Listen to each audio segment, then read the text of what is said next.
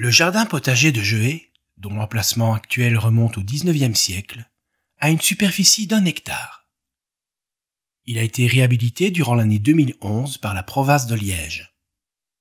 La configuration des cultures répond à plusieurs nécessités historiques, pédagogiques, esthétiques et écologiques.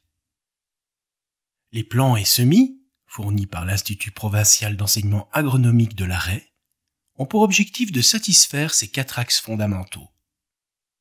Plusieurs projets en cours permettront prochainement aux denrées cultivées de boucler le cycle de production. Conserverie solidaire, animation scolaire et boutique du château.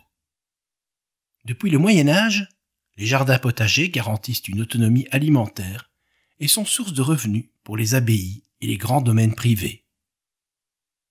Des temps modernes jusqu'au XIXe siècle, on différencie le jardin potager du parc d'agrément, dans lequel il s'insère par une enceinte maçonnée, qui assure une protection contre le vent, les animaux et les larcins.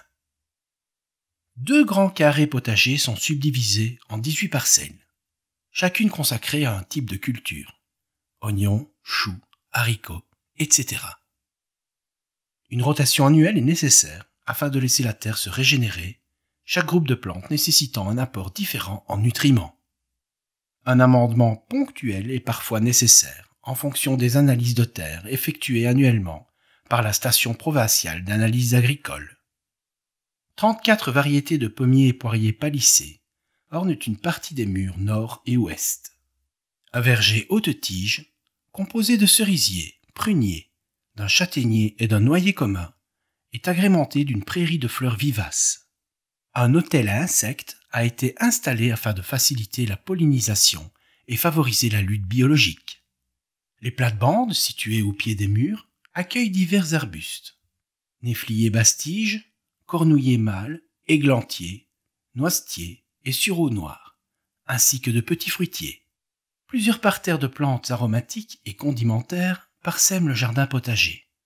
Menthe, romarin, sauge, lavande, thym et ciboulette, pour les plus connus, exhalent un parfum méridional.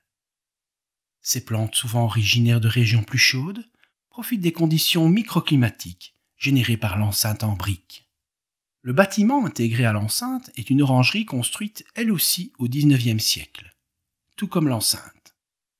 Les orangeries constituent des espaces maçonnés destinés à protéger des végétaux thermophiles de grande taille durant la période hivernale, essentiellement des agrumes, lauriers et grenadiers.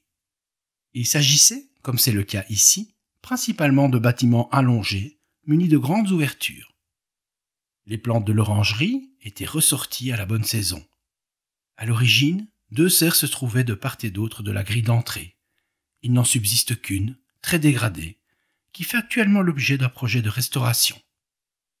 En Belgique, les serres connaissent un développement important durant la seconde moitié du XIXe siècle et répondent à un certain engouement pour la collection et la curiosité scientifique.